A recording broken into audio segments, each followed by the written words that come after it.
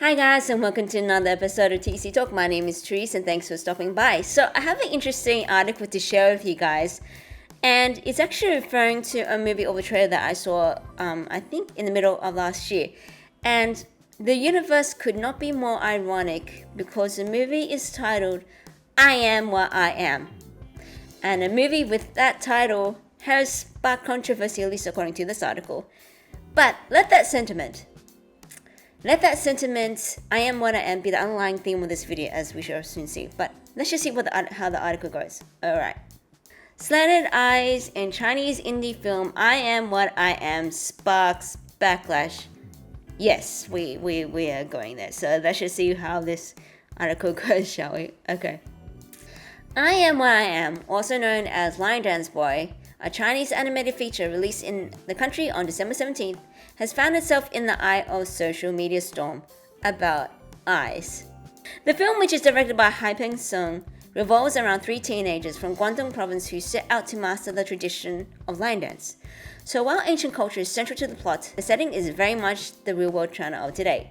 This alone sets the film apart from most Chinese animated hits of recent years, works of high fantasy steeped in mythology. Pushing the realism, the filmmakers opted to give the characters relatively small eyes. Okay. The idea was to break away from the beauty standards of online influencers of filtered aesthetics and to try to explore the aesthetic in animation from an angle of reality, writes nationalistic Chinese tabloid The Global Times, paraphrasing producer Miao Zhang.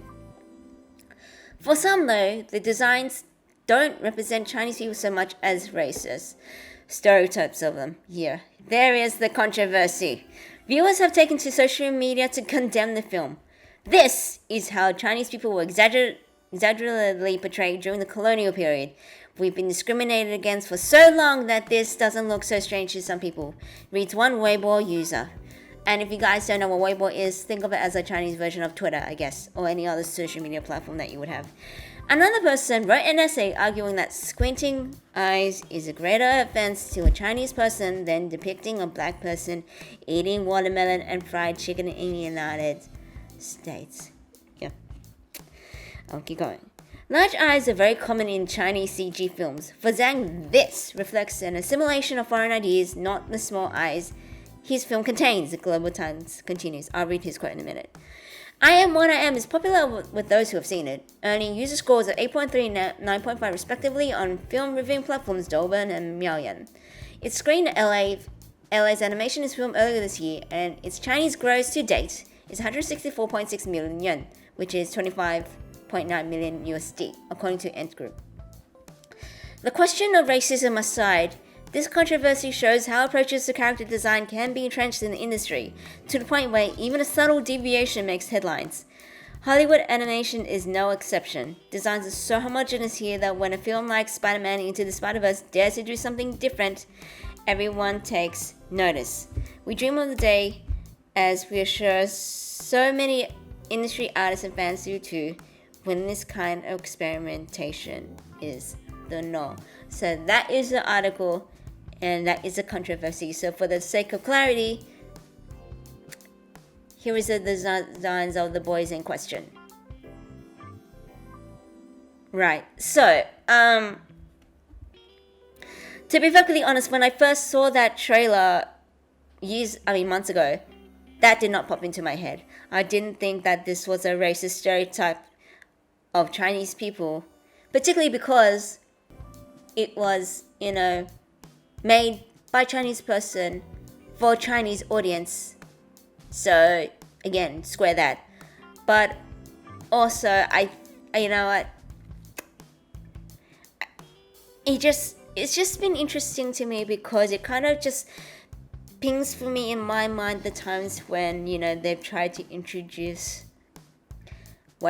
Chinese or Asian characters in Western culture, TV, and there does seem to be this hesitancy to acknowledge the fact that for many of us, we have this.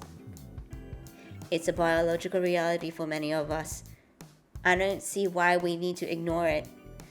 And again, the irony of this movie being called I Am What I Am, but also what I saw from this was a bunch of misfits wanting to become lion dancers. Like the story shone through. So, I will link the trailer of this because, as it so happens, the trailer does have English subtitles, so you can actually understand what's going on.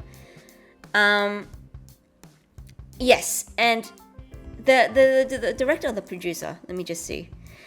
The producer said something very interesting, and he said this: the response to slanted eyes of the character shows that we lack aesthetic confidence, and our aesthetic view of animation has been homogenized given the huge influence of Japanese American animation, Zhang said, adding that the selection of such an ordinary boy perfectly depicts his spirit and strength and resistance to life. So yes, as someone who has seen, some Chinese animation and, epic blockbusters too, there is a particular look, and you know what, I'll show it here just for the sake of comparison, because it is not like this. It's definitely not as grounded. It's very much more doll-like, anime-esque. It's pretty much very similar to what Pixar and Disney has these days, because what it alludes to is that the Western and Japanese animation has been a large influence to each other, and I guess as a consequence, maybe that has come into Chinese animation too. So I guess people were finding it jarring because this director decided to go for a different aesthetic, and I think this is what it's going for. And yeah, to be perfectly honest, I'm not quite sure where the drama lies. So yeah, let me know what you think in the comments below. But as I said, yeah, it is interesting because it just reminds me of a couple of other stories. One of which is this, and of all things that it involves, it is Sesame Street. And yeah, if you've been paying attention to social media for the past year into 2021, there was a lot of, I don't know whether or not controversy is the right word, but for now it's what I'll use because the right articulation of words right now escapes me. But with the Stop Asian Hates campaigns and movement, their response to that of Sesame was this: they decided to introduce a new Muppet, their first Asian American Muppet.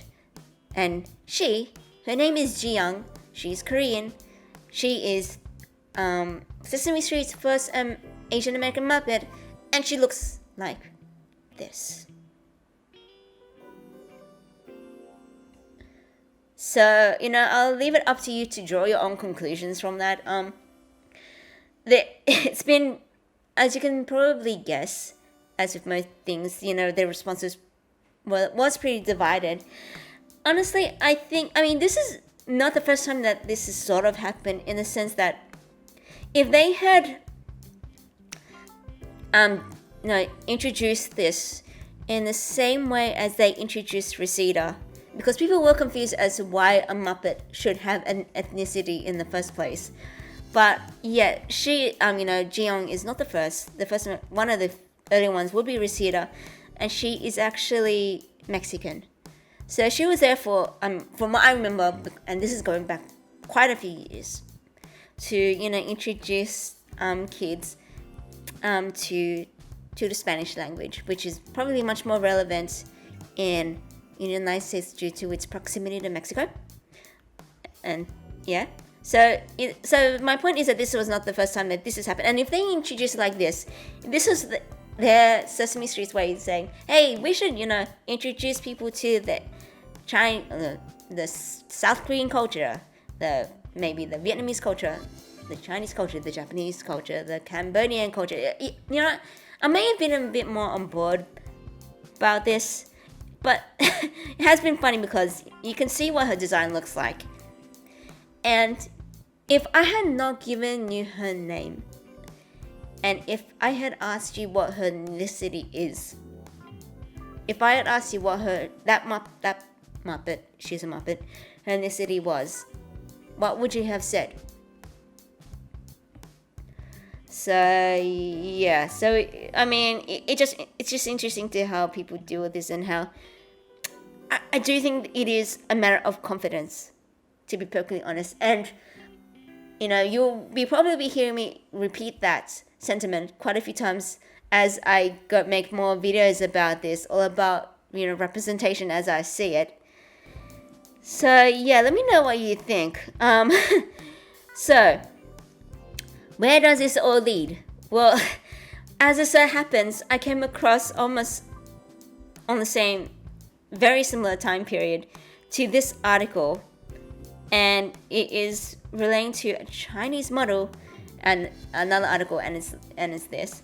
Chinese model hits back at critics who say her small eyes play into Western stereotypes and insult China. Really? Let's just see what it says. Okay. A Chinese model caught up in yet another online debate about advertisements that purportedly insult China has clapped back at her critics. Well, good for her. Am I not Chinese? Thank you. Responding to social media users who accused her and the company she modeled for of disrespecting China due to her small eyes, the model, who goes by San Yang Yang on Weibo, says, "Am I not Chinese just because I got small eyes?" Well, exactly right. She added that she was simply doing her job as a model and that she could not understand how she had insulted China. She further said, "My eyes are the way they are, and they look even smaller in real life. Does this mean that I shouldn't have chosen modeling as a profession just because of how my eyes look? Have I insulted China by being born this way? Can I sue y'all for discrimination then? Thank you." Good for her. I fully agree that we should love our country, but to kick up a fuss online over everything and anything, that's sick. Yeah, I agree with her on this. So, Kai also posted a screenshot of the comments targeting her small eyes and accusing 3 Squirrels, the snack retailer which she modeled for, of playing up Western stereotypes and fawning over the Western people. But where's the campaign? I'll continue. A comment said, "This kind of makeup is clearly done according to the preference of foreigners." Oh, great. What our ancestors liked was phoenix and peace blossom eyes, not to make oneself look ugly on purpose. Don't you also do makeup that makes your eyes look bigger? Great. Okay. Big name brands have the responsibility to protect the image of the country. Foreigners all say the Chinese have yellowish skin and squinty eyes. Why don't you take a look at the way of how many their celebrities have small eyes? Is this not disrespecting, insulting China? Kai's response has drawn mixed reactions, naturally enough. While most commenters empathize with the situation and express their support, a good number continue to attack her. Naturally, because this is social media. Yeah. They posted images taken from one of the Douyin, Chinese version of TikTok, videos where she was exaggerating the sound and look at her eyes. Kai since explained that it was simply a dance movement. Right, okay. Still, many commentators came to Kai's defense, even expressing their exacerbation at those who continue to harp on her small eyes. I can't even. If this continues, won't advertising companies simply stop hiring models with small eyes? Is this behavior that pressures others and makes it difficult for them to find jobs being patriotic to the country? Let's see. Do people really think that white people discriminate against Asians because of their squinty eyes? Yeah, I agree. They're totally mistaken here. White people are racist against Asians and so they take the squinty eyes and mock them. Well, they used to. I don't know if anyone does that in more recent days. You can, I guess that's an interesting discussion to be had. If white people take the yellow skin now, use it as a stereotypical image to mock us, will the company be insulting China if they hire a model with a more yellowish looking Chinese? So yeah, here's the thing. How are they playing? It doesn't make sense to be playing up to Western stereotypes if the campaign is not geared to a Western audience. And that was exactly one of the comments for, the movie I Am What I Am Too. So one of the comments that I remember seeing was, "So you're telling me that a Chinese movie directed by a Chinese director geared for a Chinese audience is somehow racist against the Chinese?" Make that make sense. It's just what I'm trying to say. So yeah, these people hide under the flag patriotism, don't know how to embrace diversity in beauty. Yes, and end up standing on the same side as the bullies. Ridiculous. So, as it so happens, I'll continue. According to the BBC, the ad in question has already been taken down by 3 Squirrels. The snack retailer has apologized for discomfort brought about by their ad. Although the ad was released in 2019, it resurfaced 2 years later on December 26th. So, recently, as this happens, when netizen posted it again, sparking another round of contentious debate about companies that insult China by, existing in the promotional materials. So, The controversy has even led People's Daily, the official newspaper of the Chinese government, to publish a commentary on the issue that includes comments from a number of their reporters. A reporter commented that while the Chinese people have reason to be offended when foreigners mock them by mimicking the stereotypical slit eyes, they should be more discerning towards such insults and not jump to conclusions and deem others as insulting the Chinese simply because the model has small eyes. Okay. Not long ago, French luxury fashion house Dior has also come on the fire for a photo that featured a Chinese model with monolids and makeup that emphasized the slanted look of her eyes. So that's insulting for some reason. Okay. Responding to the massive backlash among social media users who thought she deliberately made the Chinese model look ugly, the Chinese photographer in charge of the photo's direction has since apologized for her ignorance and immaturity. Oh, she apologized. Okay, so yeah. So that's how far I guess you can take it. Ironically, I found the article very soon after the first one. So yeah, interesting take on both ends. Let me know what you think. Let me know if you want me to do a reaction to the trailer, because I did say before, and it's a lot of fun. So if you want to see me react, let me know what you think. Let me know what what your comments are on articles and what they were talking about. Let me know what you think. I do plan in the future to talk more. I mean, not only talk about movies that come from Asia, but stuff about this, because I actually do have a lot to say. Maybe some. I do have a lot to say about this, so I will close at that. Thanks for listening. As always, if you like what I'm doing, please be sure to like, share, subscribe, because I appreciate all the support I can get, and I will see you next time.